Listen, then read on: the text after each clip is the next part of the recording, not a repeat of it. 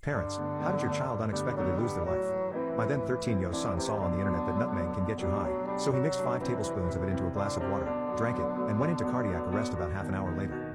Nutmeg comes from the myristica plant, which is the same plant that mace comes from. Nutmeg, as it turns out, can be poisonous in larger doses. My son approached me, clutching his heart, falling over, and pale as a sheet. I knew that an ambulance wouldn't get there in time. I put him in the car and sped to the hospital myself.